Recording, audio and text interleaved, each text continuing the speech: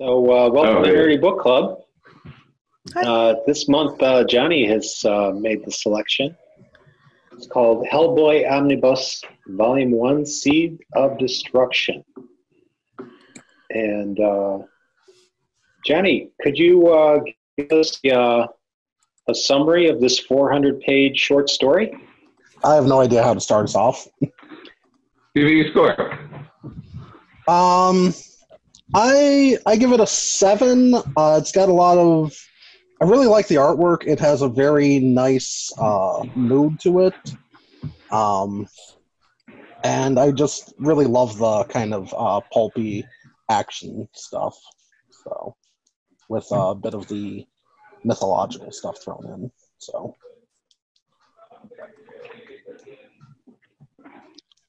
All right. Going up or to the right? I don't know. I guess we're all different. Where's the same? I don't know. Juniper, why don't you tell us who goes next? Yeah, call on the person you want to go next, Johnny. Or Johnny, whoever. Yeah. June, you're hosting. Why don't you go next? Okay. I give the first 2 issues a solid 8. The back 2 issues I give an incomplete. Okay. Do you want to go ahead, Michael? Sure. I give it about a 7.5. I think the art is really good. Obviously, it depends on your preference, but he is one of the best artists in the industry, Mike Mignola. I thought the premise was really good, but I found the scripting a little bit tedious. So I know that John Byrne, I know eventually he leaves, so I don't know what the writing's like in future stories, but yeah, I thought the dialogue was kind of like second-rate Frank Miller, like some of the narration in his head. But we can get to that later. But definitely the art is at least a 9 out of 10. So we can talk more about that later. But anyway. You have to select someone now. What's that?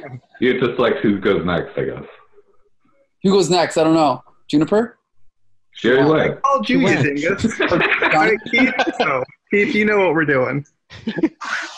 All right. I'll go. I'll give it 8. Like, it's, this is kind of like what I want in the comic books. Like, if you read them in single issues, you can jump in, you get like an exciting story. I like the world building. It does get a little tedious, but there's also things like, you get the sense that it's a fully realized world already from the first issue. I mean, like, there's a character, Torch of Liberty, that has like this apparent whole backstory. The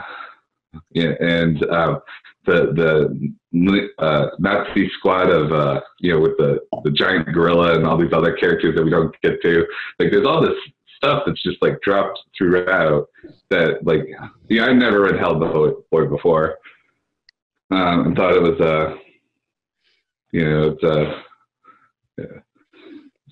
pretty solid, well-paced adventure. I'm gonna make Lulu go. All right. Man, I haven't read this issue in a very long time. My hard copy of it has a sticker that says, "Now a major motion picture, Hellboy 2." So it's a little old now, and my pages are starting to fall out also.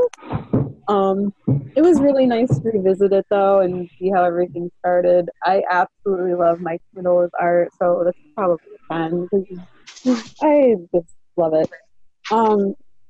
It's an origin story, so it's got its little things I could like a little better. So maybe I give that like 8 or 9 for the story. So, yeah. I don't know. Whoever wants to go next, raise your hand. All right, Carlos. Okay. I don't know. I really love Hellboy in general. I think it takes a little while for Mignola to actually like get off the ground running and like have his like plots catch up with his world building and his artwork. he had worked like for a long time in DC and primarily in DC. Before this, I feel like he needed this was like when he came to the forefront with this. I think it was a really interesting time in comics history because like Dark Horse and Image were allowing like people who had made it in the mainstream to sort of like stretch a little bit and like try their passion projects. In some ways, this is the most successful one. I think the artwork is really good. I think, like I said, I think the place setting for future stories is really good. I'll give the story a 7. I'll give the artwork like an 8 because it does get even better. By the time you hit like Conqueror Worm, it's like everything is running together. Or even a little bit before that, like Box Full of Evil and Almost Colossus. Everything is sort of running together as like a well-oiled machine. Even if the dialogue is always a little, I don't know, very pulpy, and sometimes falls flat.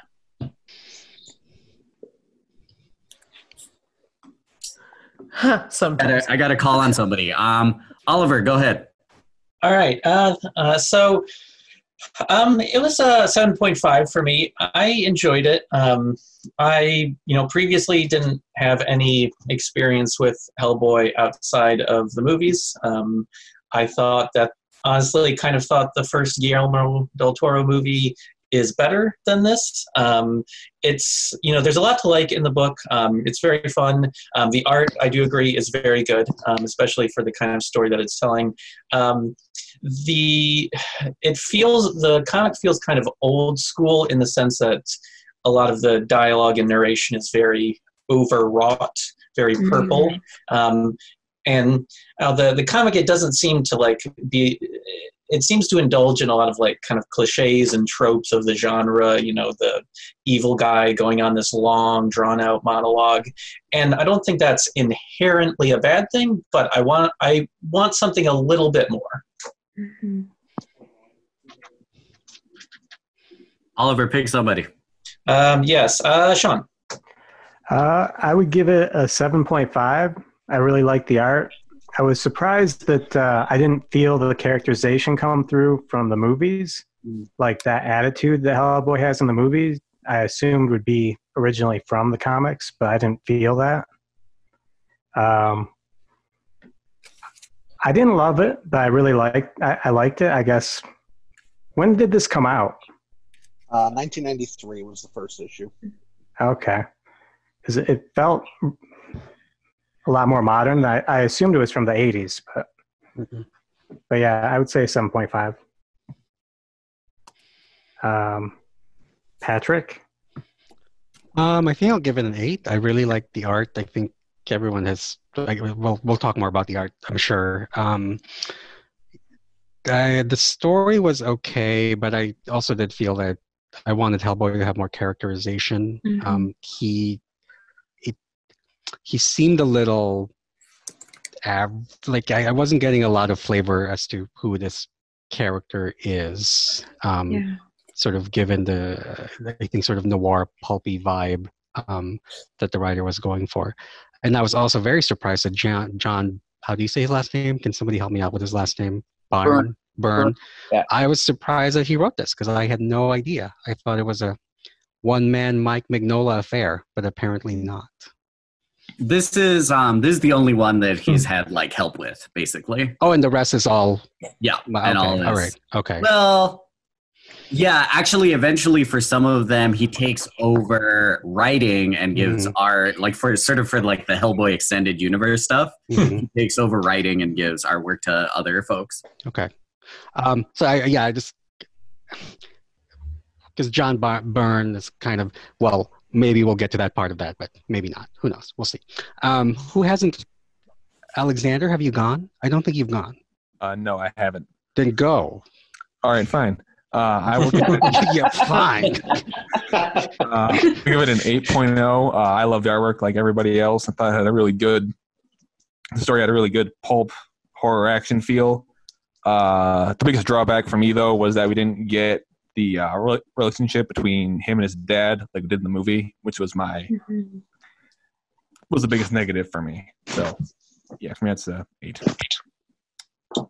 Who hasn't gone? Alicia? Yeah, no, I haven't gone yet.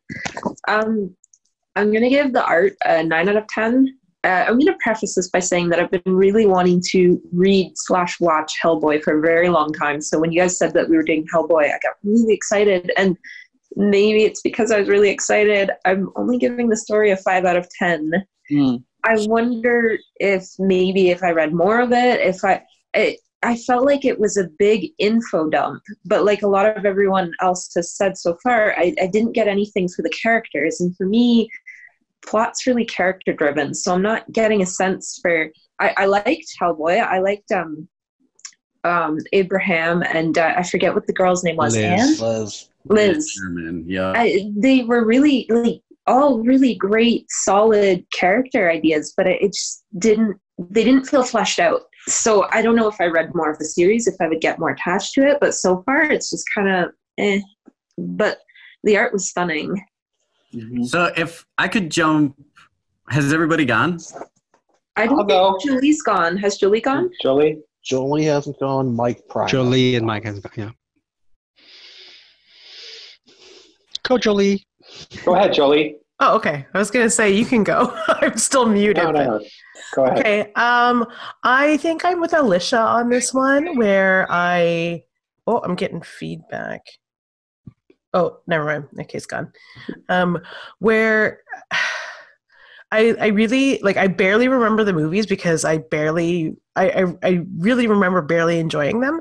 So I was kind of excited to read the comic to see if I would like the comic more, and I think I like the comic more, except for I'm with everybody on their notes about characterization. Other than Liz Sherman, I didn't feel any heat from anybody, and it's that shouldn't be that with the characters that are here. It shouldn't have been an issue, but I felt nothing. So right now I'm a lukewarm 5.5. Mike Prime. Well, thank you. Well, I have to say that I probably got through maybe 30 pages, 40 pages. I tried reading it twice. I fell asleep both times. Oh no. Oh no. Sorry. I feel really bad about that. I do find the artwork to be phenomenal, though, and I would give the artwork a 10. He did Cosmic Odyssey for DC Comics, which I read when it came out a long time ago, and his ability to illustrate a sense of dread and foreboding is there's nobody can do it like Mike Mignola can. So this work is perfectly suited for him. And, based on everybody talking about the characterization and you couldn't get attached, that would explain why I fell asleep twice. I didn't know why, but now I got a feel for why. I just didn't connect with the story enough to, it wasn't one of those page turner, I can't fall asleep kind of stories. Right. So I think I gave the artwork a 10. I'll give the story a 5. Yeah, I think I might talk about the art. Yeah. Oh, I'm sorry. Go ahead, Keith. Go. I just wanted to ask, because I know Oliver and I had seen the movie, and a number of us had seen the movies first, and I feel like I probably colored it a lot higher because I've had some familiarity with the characters. Because it's I'm reading it, I was like, yeah, these are kind of nothing characters, but I kind of know who the character was from the movies, and so I don't know. I think that might be why I, give it a pass. As I was reading, I was like, these are kind of nothing, and I'm missing a lot of the Sean said the flavor. The flavor, yeah. Does that come in later? It does, yeah. Yeah. Because this is sort of I think the cliche stereotype for the pulpy, because I kind of was reading it kind of like a detective noirish kind of a thing. And typically your protagonist would be super angsty and so much but I wasn't getting any of that from the character. He seems super well adjusted. Mhm. Yeah, you're right. So I was looking for like, can he be not so well adjusted? Especially with the whole being a devil demon thing. Yeah, he's almost more of a Peter Parker character than like the brooding. Right? Well, he did say that his father raised him as a normal child. So, and I think there is definitely more of that. I started off, the first one that I read was Conqueror Worm, because, you know, this was like early 2000s. Like, I know I liked comics, but there wasn't a comic book shop in my town. And so what I had was Barnes & Noble and the library. So all of my comics were like trades from Barnes & Noble and the library. And the one issue of Hellboy that was at Barnes & Noble was what would be like the third like longer trade, or the third graphic novel. And I'm kind of lucky because I think I would have like lost most interest if I started with this one. Starting with the third one, you do get a lot more of the characterization. It's also, like I said, this was written in a really sort of interesting time in comics history. So if you were like a fan of Hellboy, chances are you didn't like read or find out about Hellboy from like the first issue of Hellboy. You would find out about it from like Dark Horse Presents, which was like Dark Horse's like flagship, like almost like laboratory title, where they would like sort of shop ideas. Or Wizard Magazine. Yeah. Dark Horse Presents was a good time though. I missed that. But a lot of that like small like characterization where you got a sense of the characters would come from that. So there's like one of the earliest Hellboy stories is like Hellboy as a child. I think it came out after Seed of Destruction. It's Hellboy as a child getting served pancakes for the first time. And that's the entire story. Like a lot of like the smaller scale stories are remarkably quiet and character driven. It's only sort of like the big blockbusters or like even the one shots that are sort of like action comics. yeah, there are a ton of Hellboy one-shots and short stories. Yeah. But I do think the art alone is reason enough to publish this story. Absolutely. Because I feel like Byrne's writing is very, oddly enough, kind of the window dressing to Mignola's art. Yeah, I want to point out to adding to what Oliver said, or not Oliver. Carlos. What's it called? Like at this time, '93. This was right after Image, right? So Image exploded, and there's all these artists publishing comics with no writing experience, just doing whatever they wanted. I think that inspired Mike Mignola and John Byrne and Frank Miller. Like Frank Miller created Sin City at the same time. John Byrne did Next Men. Mike Allred did Madman. Paul Chadwick had already been doing Concrete. And so I think years ago I met Mike Mignola, and he said that he just combined everything he wanted to do. Like, I like Godzilla films, I like film noir, I like H.P. Lovecraft, and I just threw it all together so I could draw whatever I wanted. So maybe that's why the story isn't so great, because he was kind of just using it as an excuse to do whatever he wanted, right? Maybe he got better as it went along, but I haven't read that much, so I don't know for sure. But I mean, I don't think the story's bad. I think it does what it needs to do. What's that? I don't think the story's bad, but I think it does what it needs to do to get the plot rolling and going. It's very boilerplate. It's very workmanlike. Mm-hmm. The story. Sorry, go ahead. Oh, sorry. I was just gonna say they could have done it a little differently, because, like I said, it felt like a big info dump. There was a moment two moments in the story, maybe even three, that felt that were almost identical, where Hellboy takes a hit and he says, "Oh, usually something like that wouldn't hurt, but today, oh, that really hurt." And it's like, why don't you just show, don't tell? Show him in a firefight, just plowing through bullets, plowing through baseball bats, I don't know. And then show him in this one actually take a hit and get knocked to the ground and go, oh, and actually rub his head or something. So I'm a big fan of show, don't tell, because you're having him say, oh, wow, that actually hurt. And it's like, I don't feel it though, you know, and all the information. Like, I feel like there's a different way they could have conveyed all that info dump to have made it interesting instead of just having what was it, Rasputin just kind of monologuing the history of everything. I don't know.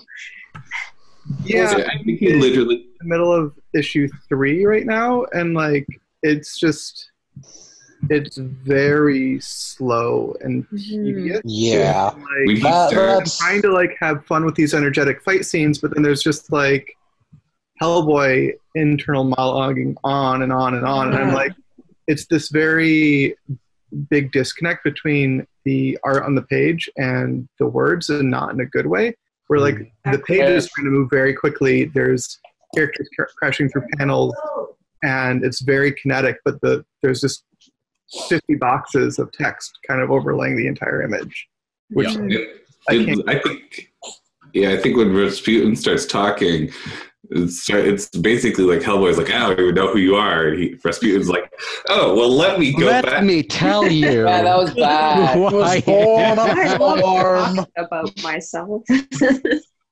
Also, Alicia mentioned 3 times that he did something. Another thing is Hellboy refers to the piece of his brain that's still working. Yeah. At least 3 times, right?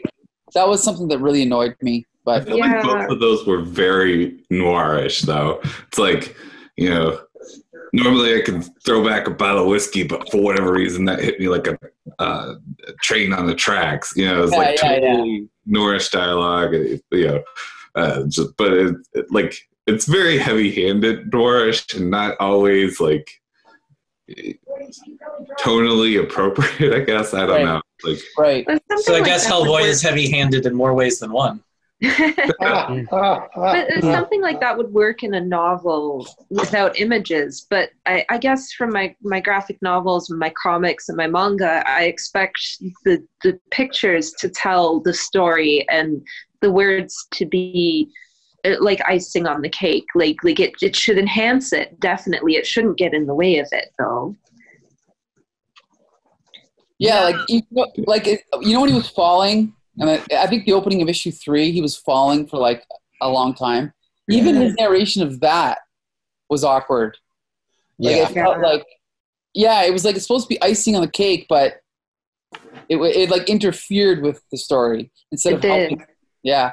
Yeah. Well, I feel like as a stylistic thing, like it's so stark that's, you know, like black and a few colors, and it's so dark, like most of the page is just black ink, that it does need some help with words.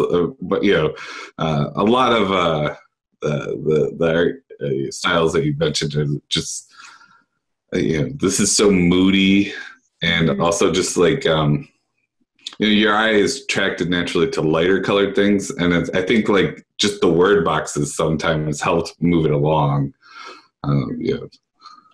What this reminded, what the narration reminded me of in a lot of ways was when we read Dark Phoenix, and like I was willing to be a lot more like I kind of found it charming in Dark Phoenix because the book was written in the 70s and has this very sort of quaint, like go-getter, old-fashioned tone. In this, I'm reading this more as like a modern book, and it feels a lot more outdated here. But didn't John Byrne draw or write Dark Phoenix? Yeah, he did. So there you go. Coincidence. What? That's a fair We criticism. cracked the case, gang. There you go. That is a really fair criticism. Like, he didn't grow at the times. He was still keeping it the same kind of tone. Like, that makes sense.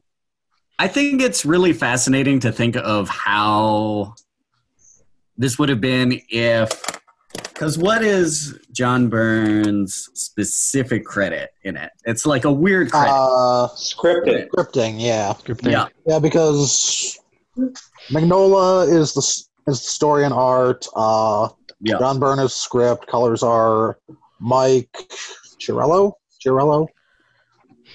No, I think Dave Stewart. he's just Dave Stewart. Oh, okay, yeah. No, he does do color, which is because in the future, Mignola does. In the future, after this book, Mignola does his own colors. Yeah. So yeah, I think Mike Mignola probably just drew it, and then John Byrne scripted over his art, right? Is it Marvel? So they did it Marvel method, basically. Right. Yeah. Yeah, with a few less people involved, but yeah, no, I mean, it's funny to think about what it would be like or what it would look like if Mignola was sort of the auteur that he is later. And I struggle to say that it would be better necessarily. I think that, like, despite as clunky as it is, like, Byrne probably saved this book because of, yeah, I mean, this is his first time out as an artist. Not to excuse it. Like, I think every artwork should be taken for what it is, not like necessarily its context. Well, 50-50, but yeah, no, it's I mean, it's an imperfect work from a very interesting artist. I feel like is. Did you say this was his first outing as an artist? No, his first outing as like a scripter. Oh, right, okay. Like as well as like having control of his own work. Oh, okay. Yeah. And then also, Oliver, you talked about like you view this as a modern comic, but I think like this probably pushed it to kind of like what we conceive as modern. I think like didn't this come out the same year as Shade the Changing Man? And that one looked very traditional, or Shade the Changing Man, I thought was early 90s. Yeah. That sounds This was right. as well. And so just think of like the difference with that versus this. I mean, like this looks like, you know, as you said, a modern comic. And Shade the Changing Man still looked like comics were looking in the 80s. And so this might have been part of that, you know, this, and I mean, just like the improvement in technology in general, and Dark Horse, I guess, picking up, you know, the ability to do stuff like this for the first time. So there might be some clunky transition. I mean, like, print quality, you know, just to get real technical, probably is just like improved so much that, you know, word dialogue was probably necessary in case you know something didn't come through right. Might be why it was so wordy, or just not enough faith yet with. You just mean like the paper stock and all that, and like the computer coloring and all that? Yeah. I mean, this would all be. You know, I don't know the specifics for this issue versus like, you know, all this stuff, but it's like it's very different from, you know, like when I was reading X-Men at the time on newspaper print, and you know, versus like, you know, and it could just be I'm reading this in a glossy omnibus like special edition, but you know, like, you know, it looks like something that could come out today versus a reprint of something that came out, you know, 30 years ago. Right. There was like Baxter paper and Mando paper at that time, and Image had started doing shiny paper, I think, at this point, but it was around the beginning of all that stuff. So yeah. I do think it's worth thinking about, or it's interesting sort of, it's an interesting piece to read because it is an in-between. Like this was still a product of a time when a lot of people, if not most people, were not reading this in a trade. Most people were reading this in individual issues when it first came out. Right. And it was like people were figuring out independent publishing and what it would look like sort of in a new way. Both post-Image, post-Teenage Mutant Ninja Turtles, which was a weird surprise success, and like started the black and white boom that like Dark Horse sort of ran with. Like all of Dark Horse's comics were like black and white for like the first few years of its existence. Yeah, no, I think what everybody is picking up on is completely right. Like it's a product of being in between like two sort of bookends of like comic book history. Now, my understanding here, and I'm not sure on this, that's why I'm asking, is the order that these are laid out in the book here is not the same order that they were published in. Is that right? I think the last two short stories came first. If that's what you mean. Yeah. Mhm. Okay. They're like previews. And I know that he first appeared in Next Men, which I used to have, but I'm not sure if that was preview of this story. Does anyone know? Johnny, do you know? I have no idea. Oh, okay. Maybe I can look it up while we... I don't know off the top of my head. I mean, there was also like weird crossovers, like for a lot of the Dark Horse publications, like there's a Madman like variant cover in here, and that's because Hellboy appears in an early issue of Madman. Also, like. Mm-hmm.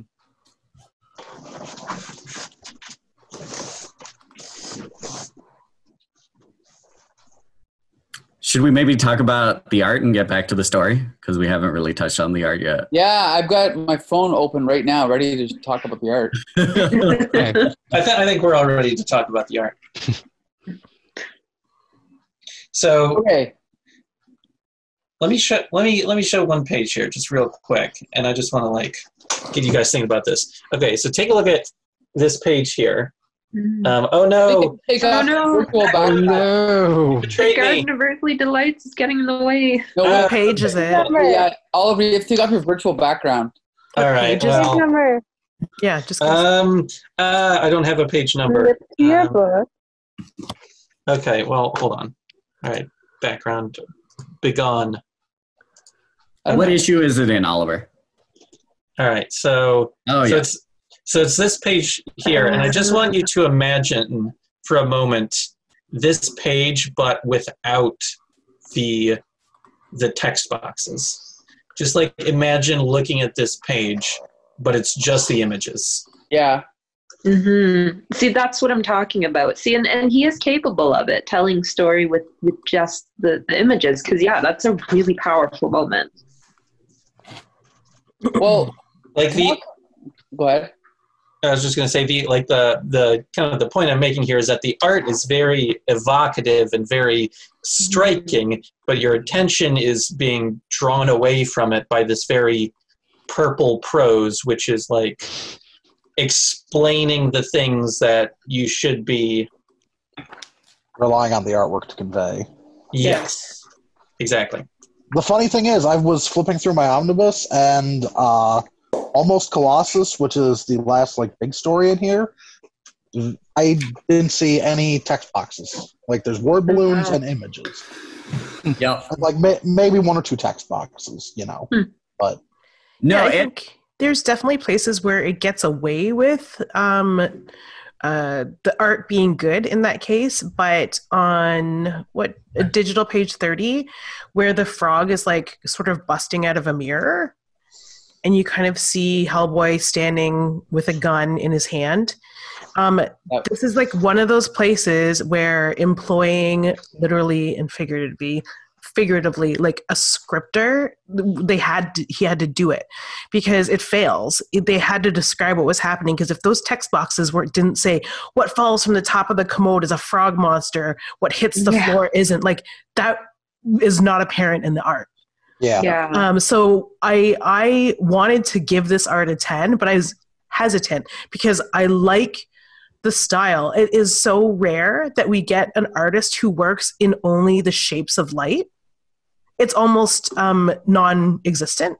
And he does it, and he does it so well, and it's so well received in comics. So like I wanted to give it a 10, but then you get parts of the story where the storytelling is bad and it needs or requires words. So 9. That's why I only give it a 9 too, is because like someone like say John Buscema or John Romita, I consider their art a 10 because their storytelling is so clear.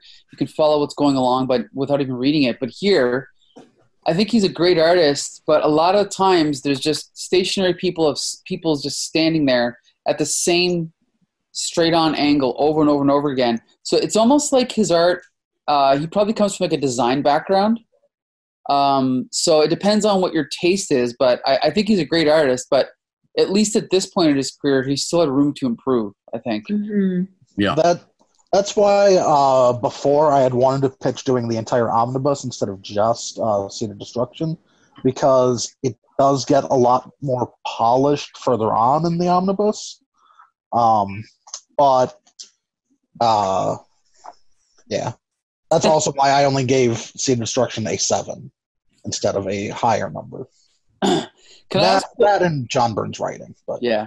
Can I also point out that like there's this belief by modern like DC and Marvel right now, they think that readers want like computer generated coloring with gradation and all that, but like if you guys see that, or is that overexposed? Hold on, you guys see that? Oh shit. Can we see all your notifications? Yes. Yeah, can you see that? Yeah. Like, look at those solid colors, purple and green and blue. Like, that's what I love about comic book art. And one of my favorite things about Mike Mignola is he's like, no, Hellboy is red, solid red. The background is blue. The frogs are green, you know? Like, that's what I want about comic book art. That's what I want from comic book art. I don't want airbrushed computer coloring, but that's just me. I don't know what you guys think. No, I think it's really wonderful, and I mean, I think it like also speaks to like sort of the wide range of his inspirations. Because there's like, you know, Jack Kirby is like the name that gets like thrown around the most, but that's like a Karl Barks technique. That's like old school Disney comics, right? And the fact that like he integrates them so well is pretty astounding. And tells story too, like especially towards like, you know, it's not like it's subtle, but there will be moments where it's just like the only color is, you know, like I think like at the last page is like the button for to wake up the other Nazis, and it's like it's, you know, changing and moving along. And so, like, the color itself is part of the story, right? Like, it's lighting up. Yeah, exactly. Yeah. I love it. And it's like, I think it's just like, if I watch a cartoon, I want to see a cartoon. I don't want to see computer, you know, like, what's that computer-generated movie with Ethan Hawke? Wasn't he in a Sky Captain and the World of Tomorrow? Yeah, like, it's like, I don't want to see that. I want to see animation, and when I read a comic book, I want to see this. I don't want to see Greg Land or any of those guys, you know. But that's just me. Also, it's very like it's instantly recognizable as Mike Mignola. Like nobody else is drawing like he is. Right. Yeah. There are people who are similar, like Tim Sale, but like not in the same way. Right. I mean, he's also becoming like like he has like clear imitators. Like he almost has like a school. Like a lot of his imitators are like people that he employs to like do other Hellboy comics. Right. Aww. And there's definitely a lot. Like I would argue that in the indie comic scene, and Jolie, I'm sure you'll agree, it seems like Mike Mignola is like this, almost like a god to the independent comic scene.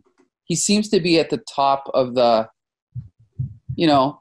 Well, he's not so much a god as he's like quietly revered. Yeah. Like people don't jaw endlessly about him, but when you drop his name, people are like, yes. Right. Great yeah, master. he's universally revered. Oh my god. Yeah. Definitely. Like I just love his art, and the color in this is so good.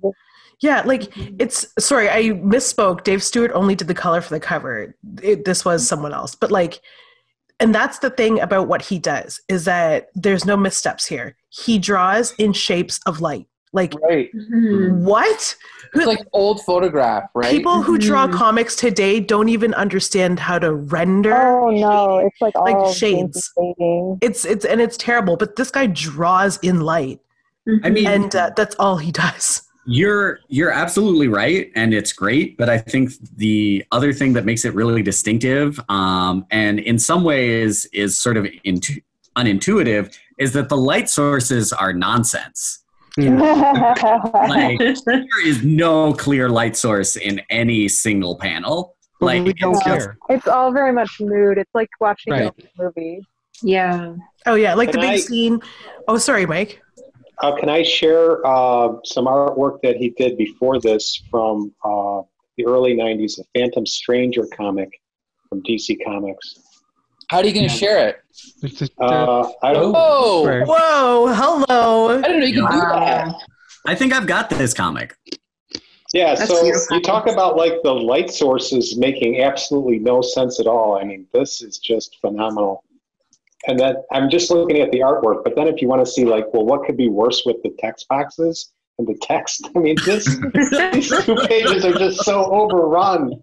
It's just, but the artwork is gorgeous. You know, it's just really something. If you didn't tell me that was Mike Mignola, I would not have guessed that. It's so different than anything else I've seen. But you can sort of see, I mean, it's also, he probably just did the pencils. He probably didn't even do the inks for that. Right. Let's I think see. he might have been an inker as well because Oh, he started as an inker, yeah.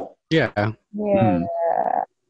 Oh, P. Craig Russell did the inks on that screenshot that I showed. Let me, I'm actually going to run upstairs, well, not let you would wait, but I've got a copy of Gotham. I've got Gotham by Gaslight upstairs. Oh, yeah, that's go. such a good Get it. comic. It's so good. Yeah. Okay, can I I? love Gotham by Gaslight. Do you guys mind if I share my screen? I've got a really cool one here. Mike Prime, how do you share your screen? Oh, down in the bottom, there's a green button that says share screen. Can you see that at the bottom of your Yeah, I see it interface? now. Okay. Okay, here we go, folks. Just a minute here. See this? Oh, Rocket. Rocket Raccoon. That was his first series, I think. One of his. Look at that walrus's face. He's like, excuse you? I like Rocket's eyes. Yeah, like look how far he's come. Like he did the pencils. Yeah, someone else obviously inked him, but like this is like it just looks like almost typical Marvel comic art, but you can still see the promise of like what's to come, you know? Mm-hmm. Anyway. I know he did before this. He did an Alien comic book that Dave Stewart wrote, and it's very much like this. It's already got the very stark imagery, and it was also he was really good at like foreboding. Then it's just kind of like this tension. It was, I mean, like I get a lot of Alien comics as a kid, and they were all awful. Like, grab bag of comics, and Alien would be in it, and it's like, these all suck. But I think the only Alien comic, it was the first Alien comic book that I was like, this is somebody got it. Actually scary rather than just gross. Wait, who was doing that? I was reading. Oh, okay. Carlos, put it back. No, it you wanna wasn't. see it again? Somebody else got it. No, what page do you want, Carlos? I could do any page you want. Oh, let's go. Do you have it in just black and white, or is it in color too? I have both, but the one I'm looking at now is just in black and white. I think it's absolutely gorgeous. Let's do, because it does look more like a Mignola page, but a little bit different. Oh, I don't have page numbers. This page. I don't know. That page. Okay, let me see what I can find here. Hold on. Nice. Is that the original, Carlos? No. Well, actually, it might be. I used to have the original. I sold it for like $1. I used to have the first appearance of Hellboy. Sold it for $1. Oh, goddamn! It is the original. Yeah. That could be worth like as much as your house. Michael, do you have more comics you want to? Not that much. Do you have more comics you want to sell for $1? No, I've already lost like the equivalent of $100,000 in comics that I've given away for like $1. So, or like to the neighbors. Carlos? Yeah. Yeah. Is this the one? Oh yeah. Oh, wow. Yeah. So, I mean, really I think good. this is sort of a case where, like, he didn't have to like pay attention earlier in his career, where he didn't have to like pay attention to like keeping up, because it's a one shot, right? So he didn't have to like pay attention with like to imitating anybody's style. So you get like really great effects like that. Just look at this panel here on the left, where she's like leaning back. Look at that fear in her eyes. Oh my God, that's great. Amazing. Yeah. And like, I mean, I feel like the one, like all the like shadow panels in a weird way are just as effective because they're so foreboding. Wow. No whore is safe. I was reading the postcard. I got one for you guys. You guys familiar with Cable and X-Force? Yes. You mean the new Fortnite skin? Check this out. This is an issue of X-Force that Mike Mignola did. Look at that. That's like 1990, maybe. That is pure 90s. Yeah. Yeah, see, it's pure 90s, but there's something about it, and I think it's his style that makes got kind of the chunky Mignola bodies going on. Yeah, like it gives it sort of like a timelessness. There's Domino, yeah. That Domino panel is amazing. Yeah, and all of his characters' legs are completely deformed. You notice how they have those wide stances like that? That was a 90s thing. Well, have you seen how wide their torsos are? Yeah. Mm-hmm. Oh, yeah. I mean, like I feel like he's sort of like what is the guy?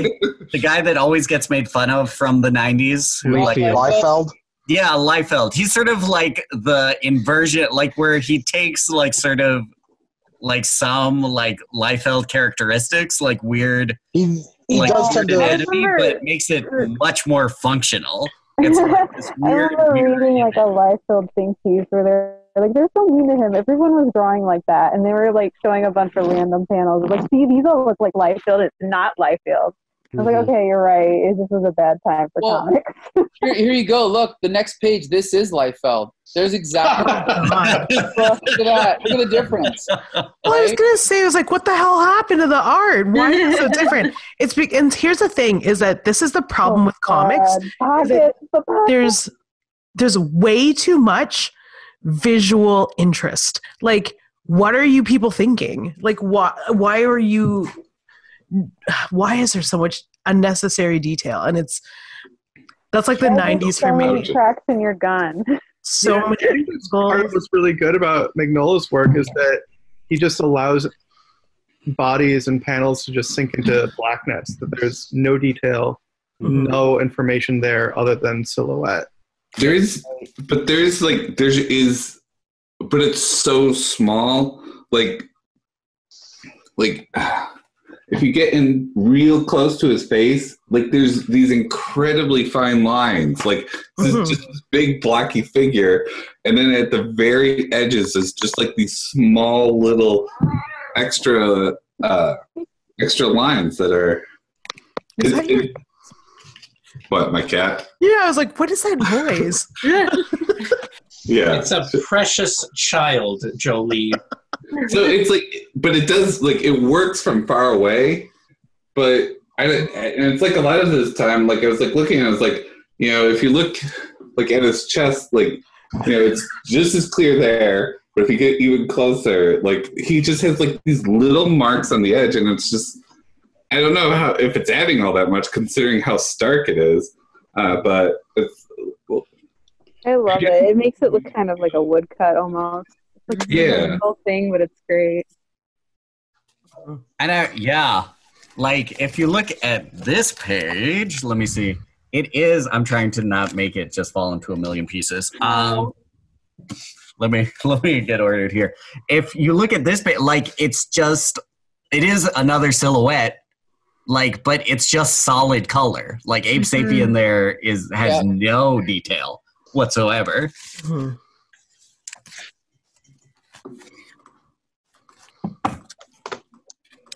I like to think that Carlos tore apart his comic book and like rearranges the pages. And Experimenting in non-linear storytelling.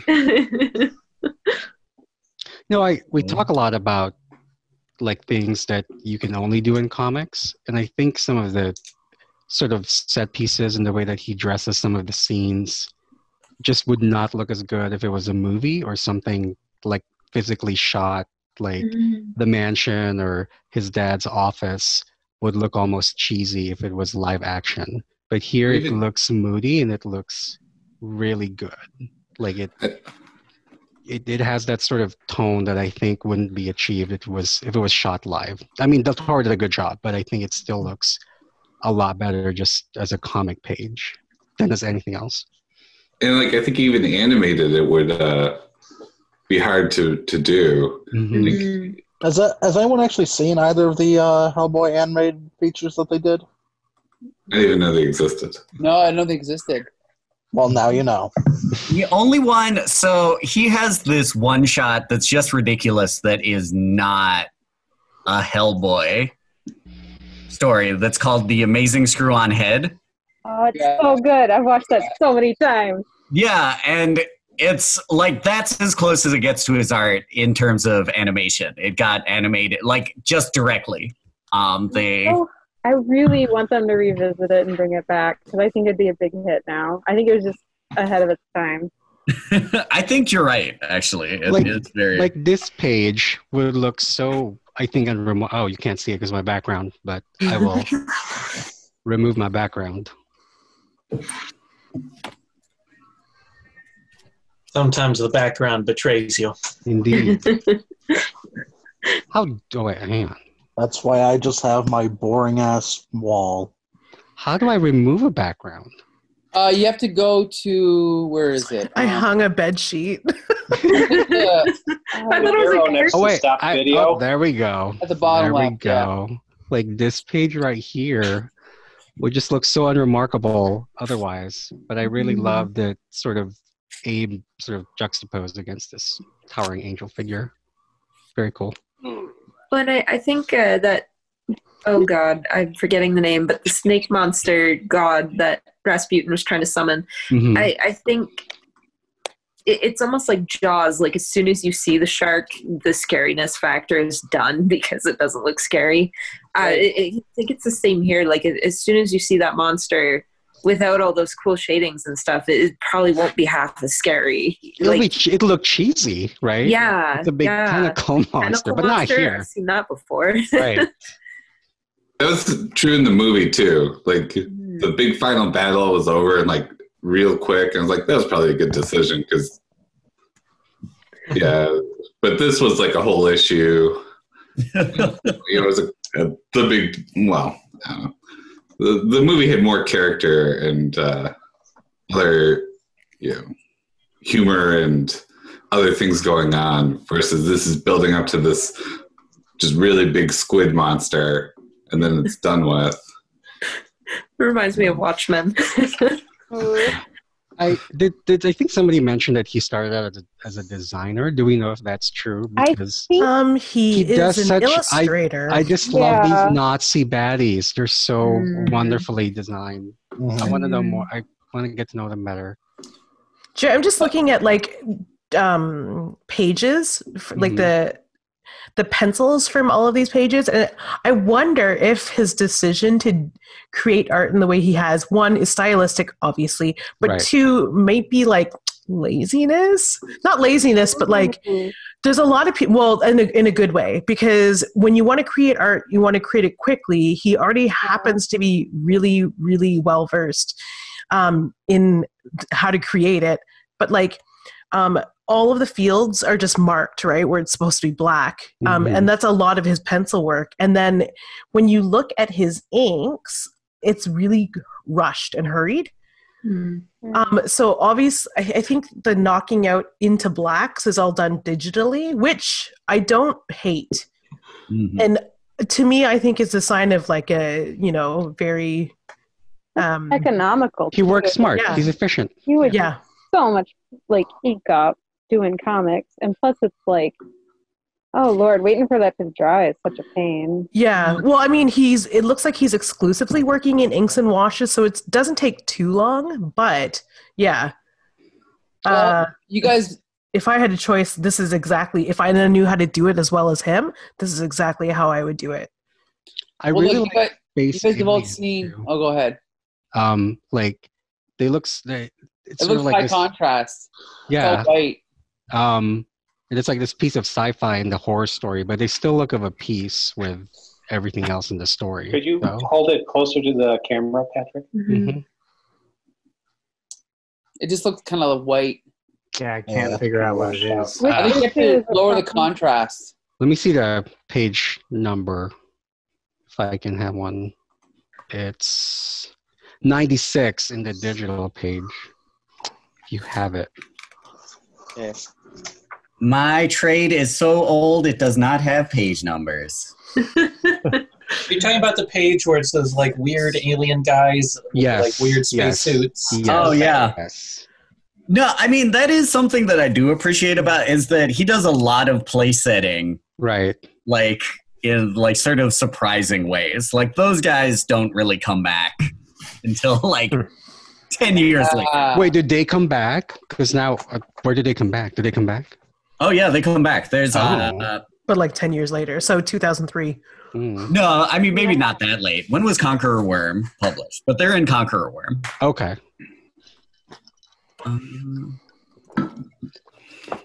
I can look it up. Mike, what were you going to say? You guys are all familiar with Batman the Animated Series, obviously, right? Yeah. Well, the guy... Batman? Who's that? Yeah. Man. One of the guys, Eric Radomski, the one from the 90s. He invented the idea of starting the animation cell by painting it black and then drawing over top of that. And it feels like this Hellboy comic, it's almost like it's 80% black. And I think that totally helps with this genre that he's working in, right?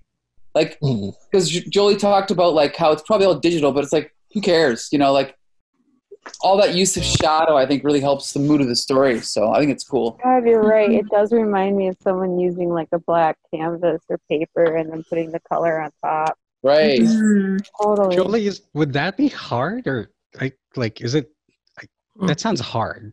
What? To Just paint sort on of- top of black? Yeah. It's actually fun as ideal. hell. Really? It's fun as Yeah. hell. Yeah. So like to put down, like if you have a color that's, it's ideal when you're painting with like acrylics and watercolors. Well, sorry, acrylics, because not all of them have the same like opacity level. So you want to put down a black in a color like a lighter blue because it makes the color richer. If that makes any sense. You want to kind of put like a darker color underneath it to make it pop or make it more vibrant. Yeah. That's how, like, for example, that's how you would start a galaxy painting. You would just paint a field of black, and then you would go your lightest color and mix out your darkest and back into the color black, and then you speckle it with white. And like that's the same sort of format kind of going on here. I like it. Like, I do the same thing painting miniatures, so. Yeah, let me show you something. My brother actually does artwork on black paper. Oh, nice. Damn. Okay. Wow. So he's done a lot of really big stuff. He does, like this one here is Whoa. black. That's cool. Bill Fritch. This is my mom. Oh, hey. Yeah, she likes doing crosswords. Hi, Mama Fritch. This is a self-portrait of my brother. It's a really good way too to like get rid of your fear of using black values, like all dark values, because people, when you that's something they teach you in art school, is that to go all the way black. Don't paint halfway. Yeah, I remember that. And that, yeah, and it helps. Once you get rid of that fear of like going all the way dark, then you never see values the same again. Or you see them as you should see them. Yeah. But anyway, I want to get back to the story because I don't fully understand what's happening here. So, because I don't think we cleared it up unless there isn't anything to clear up. Like, is this just a 4-issue, like, sort of origin story? Kind of. It sets up more stories later on as well. Yeah. Okay, so there's like a lot of Easter egging happening that I'm not aware of. Not a lot of Easter egging. Like the whole thing about. Okay. I don't know. Does the giant gorilla Nazi come back? Oh yes. Yeah. I feel like they would. Yeah. Anyway, everything that you want to come back comes back. Everything. I mean, yeah, everything, and probably one or two things you don't want to come back. All right. I did not want that to come back. Ted's Reptile Ranch. Well, I could do without the stone devil, which I was hoping we would actually see, but I think they remain just like pillars of stone. Do they come back? Wait, which ones? The demons Rasputin was trying to see. Oh yeah, the pillars of stone in space, yeah. like Agdu Jahad. Mm-hmm. Yeah. Oh yeah, they come back. Oh, they come back. Okay. Oh. Still pillars of stone though. Yeah. Oh. Hmm. Yeah, this is Agru Jahad is what it's called, right? And each of them have a specific name that doesn't really matter. But that ends with jihad. That ends with jihad. Yeah. It's the surname. That was another thing that bothered me a little bit. Like they named each and every one, but I guess if they come back, then it did have a point. But it felt kind of pointless. It was very Lovecraftian. Yeah. I mean, it's. I don't know. I was like, I just kind of tuned it out and raced past that because I was like, yeah, this is same. basically Lovecraft and makes as much sense as that ever does. You know, and in the same way.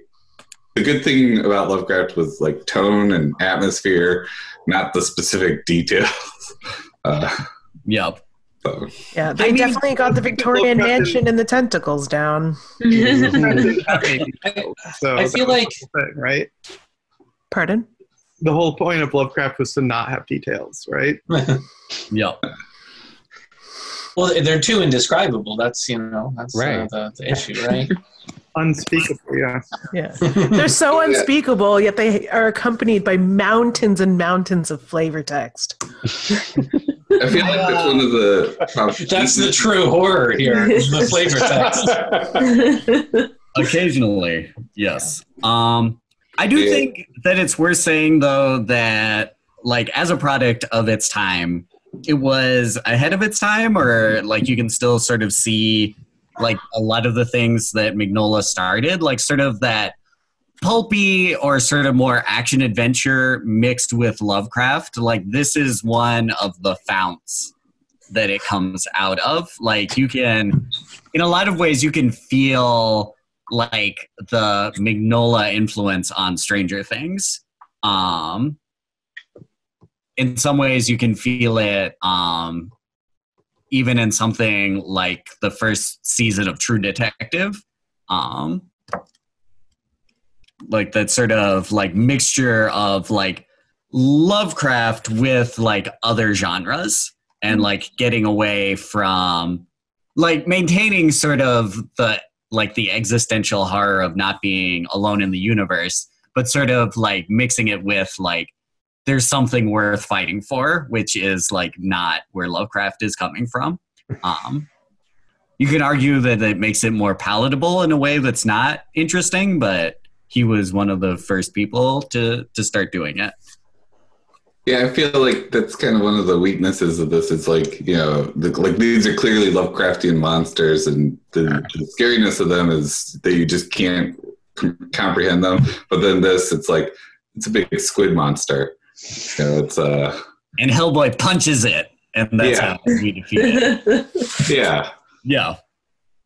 It's like, you know, if we're just making, you know, like, I guess you got the weakness, like, you know, without the mountains and mountains of flavor text, but also the, you know, just like seeing it real, and it's like, so, you know, it's like, there's nothing that makes it so that it, you know, like the aliens are like only Hellboy can contain this cosmic power. It was like, I don't know, it just seemed like punching it really hard is what it is. Like, well, I mean, he doesn't even do it. It's like Liz Sherman that burns it to death. Like, yeah, hey, you just need a tank of gas. Yeah, I know. Let's just mortar shells. Drone strikes. Like, seems like we got this in hand already with just what we have.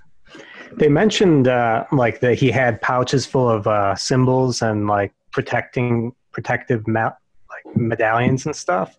Wouldn't it have been nice to have gone on some of those missions before we fight the big bad? And develop the characters over that 30 years of fighting stuff. Yeah, they took the paranormal investigators, and there was like, I got none of that. It was yeah, except for when we were told that, like, oh, maybe one of them is psychic. This one makes fire, but it's like her file is so dry that, like, it's like, okay, one of them's a fish. Okay, like, let's see them do stuff. Let's see them do something. I don't know. It would have been nice because this is the kind of book where I'm immediately interested because it looks so cool and the character is so interesting and intriguing that it would have been nice to just have that slow burn that Sean was talking about, where it's like explore the different things that he has or that we don't know he's capable of, and then explode a big monster in like the 12th issue or something. I mean, I would, like, it doesn't speak to this, like, it's a problem with this, but, like, for anybody who's sort of intrigued, I would recommend, like, the smaller stories or even the one-shots. Like, Box Full of Evil is an amazingly compact story that manages to do in 24 pages what this struggles to do in, like 130. Yeah. Which one has the monkey with the gun? I think that's Box Full of Evil. Yeah, no, and it's like manages to be silly and pulpy. Like the exchange for like the scene that Oliver is talking about is like one of them is like, hey, there's a monkey. He's got a gun. Like that's how that's introduced. Anyway, but it like has like some of the more serious character notes. Like there's one character who summons a demon and like the demon says something about heaven and the character's response is there a heaven? And like the demon's response is like you of all people will never find out. And it's sort of like he's not an important character, but it manages to hit like those character notes in a way that much better than this does. Like even for really minor characters.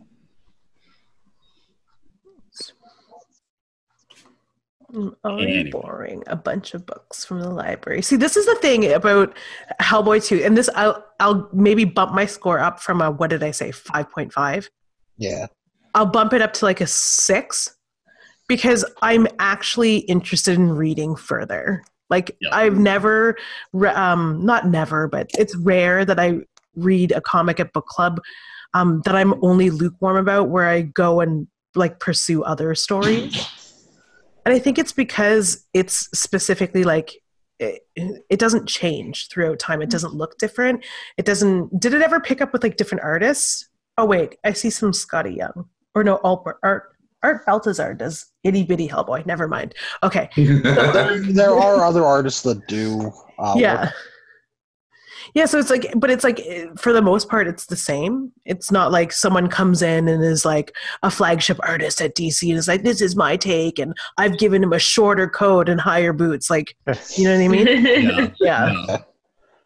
I had a question. Like, my impression of Hellboy is it's kind of similar, or at least I got the impression of it being reminiscent of the Judge Dredd series, where it's like this universe which is a continuing universe, and it's all, you know, like if a character dies, they stay dead. It's not like you know, the soap opera where everything comes back. I mean, like at least for a long time, Judge Dredd was handled by just a few people.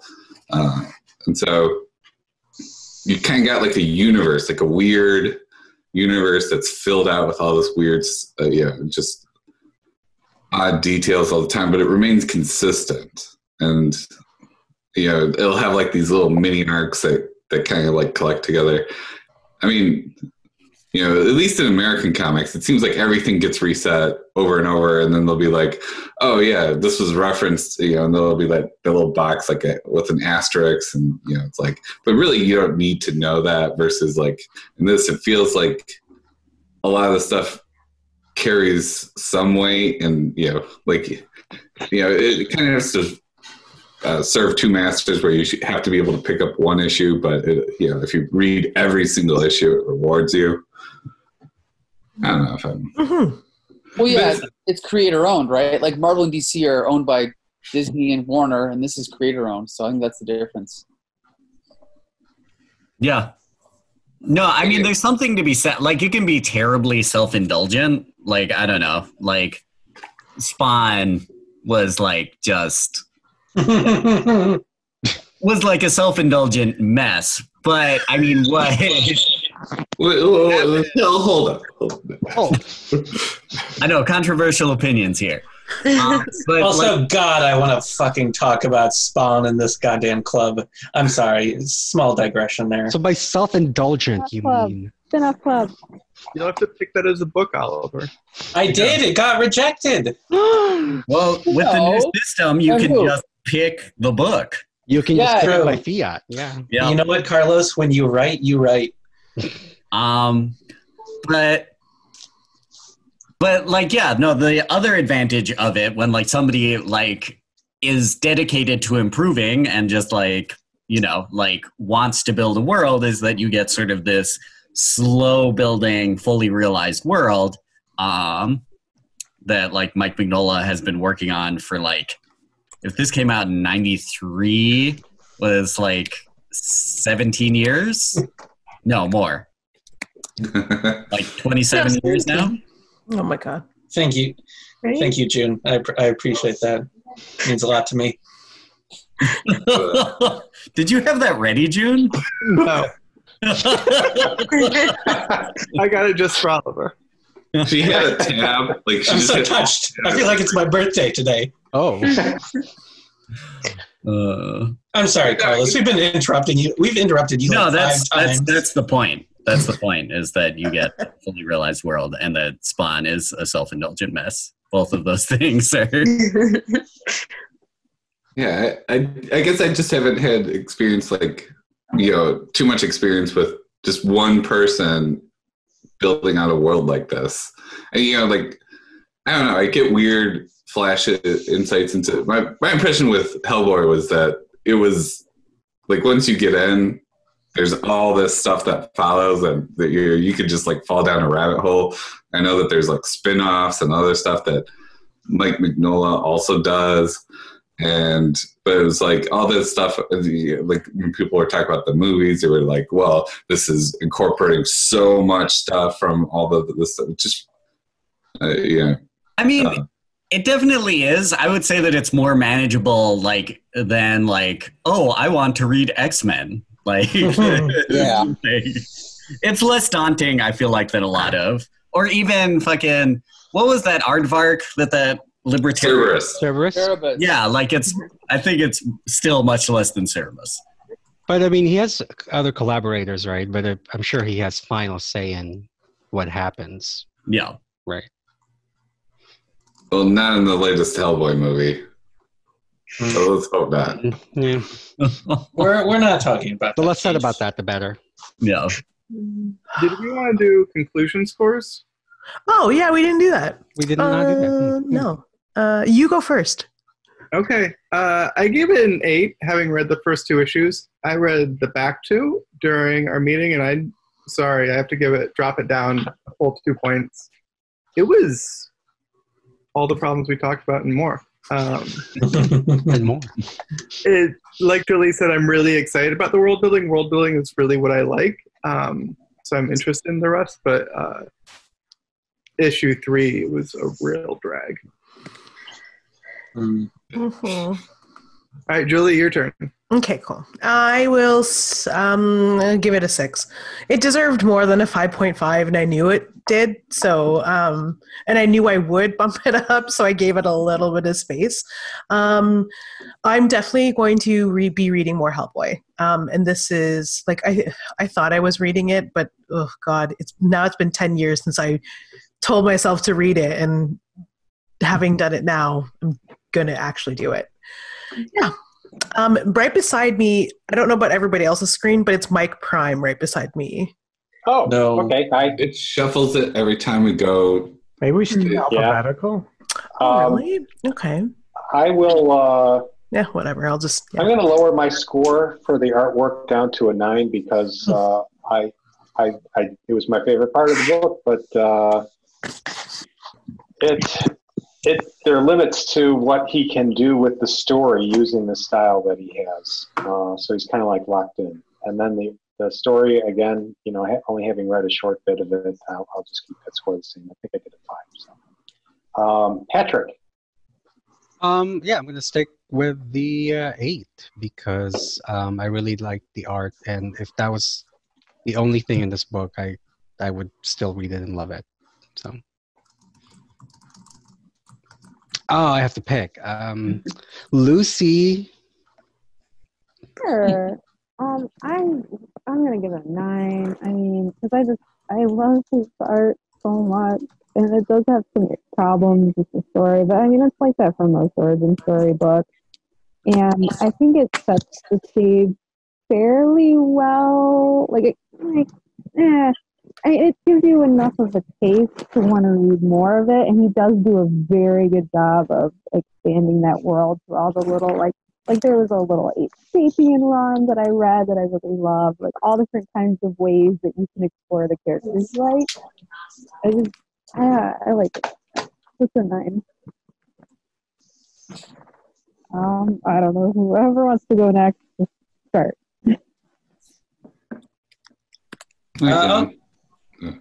Go for it, Keith. All right.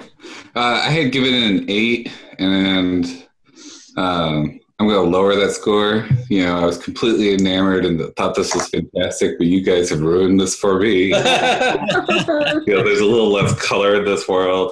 But I realized that, as soon as people started discussing, I realized that a lot of, I had only seen the movies, and even that most recent movie that we were not discussing had more character in it than this did, and I read a lot of that into these issues, and I realized that as we're talking, it's a lot of the stuff that was good about the movies, I'm reading into it, and it's not there in these issues, so I'll lower it to a 7. I still think the art is phenomenal. Well, I mean, the art, we all love it. It's something great. Oh. But look if Acted one of those crazy fire breathing. I was going to say Oliver. Oliver, mute your microphone. Sorry. And now you can go, Oliver. All right. I'm going to stick with a 7.5. I thought it was fun. It didn't ever at any point become more than that. So, yeah, I'm glad it gets better. Pick Oliver. Oh, Jolie, did you go already? Sean, did you go? No. I'll stick with the 7.5. I watched the movie once, the first one, back when it came out, so it's kind of nostalgia at this point, so I'm not sure if that is coloring it more. I'm going to stick with a 7.5.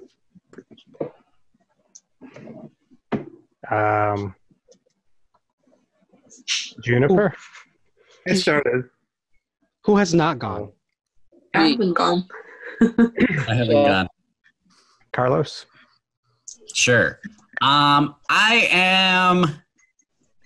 going to give the artwork an 8. I forgot what I gave the story first time around, but it probably is a 6. This is the weakest of the stories. I'm also, for those who want to read more, I'm going to give some recommendations. If you read the omnibus versions, that's fine. I would skip Wake the Devil because it's the second like trade, like longer trade graphic novel is like the second weakest. I would actually go straight for the short story collections and then read Conqueror Worm. Almost Colossus is also really, really good. And just FYI, if you have Comixology Unlimited, there's several free collections that you have access to. Nice. Can logins be shared? Why not? Okay. We'll chat later. Okay. Redistribute the Comixology accounts. Okay. Who's next? Mike. I still give it. I guess I give it overall an 8. The art is like a 9, and the story is like 5. I don't know if that averages out, but I'll definitely give it an 8. That's it. And I love the art and color. All right. And then I think Alicia hasn't gone yet either. I'm still going to leave 9 out of 10 for the art because it was absolutely stunning and very well done.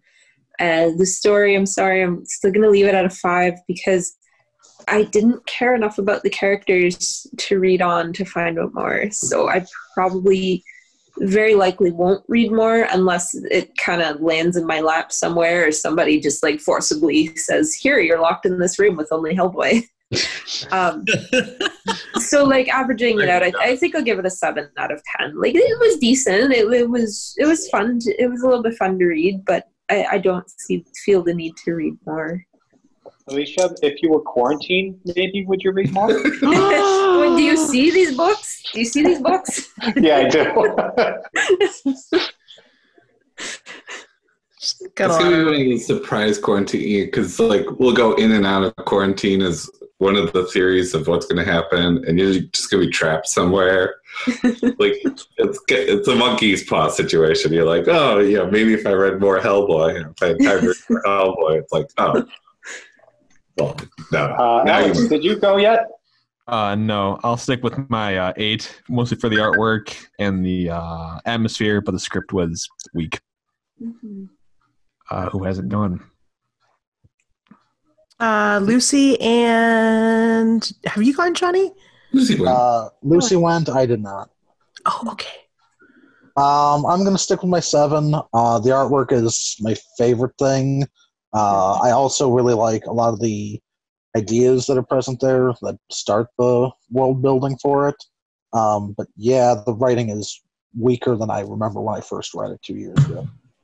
But it does get better, so. And it also races along, so well until you get to the exposition dump. But you know, it's like it's not good, but you know we can get through it quickly and apparently much better stuff. I'm pretty resistant to hating exposition dumps, but partway through Rasputin, I was rolling my eyes and like, is this really happening? I don't remember having a problem with it when I first read it, but when I was trying to reread it today, I just I had to stop and go do something else. I mean, he pretty much just goes, I don't know who you are. Well, let me tell you. It also adds nothing. Like, there wasn't really any, like, sometimes when you're doing exposition flavor like that, there's like some interesting tidbits that, yeah, that's cool, but I feel like it doesn't really add anything. Like, we've known as much before he started at info dump, and then what, you know, like, I knew the same level of information, but yeah, like I think I would have been a lot happier if I had just not read it and just followed went with my own headcanon. Yeah, and like, oh, this guy is going on a big long tirade, and like, these pictures are cute. I got it. Well, is that the end? I think that might be the end. Do we go back over? Yeah. All right. Next month would be May 16th, right? Yep. It's the third Saturday. May 16th, all right. May 16th. And Sean? Already? You've been waiting over a year for this. It's a year. Buffy the Vampire Slayer, Volume 1. Woo! Hooray!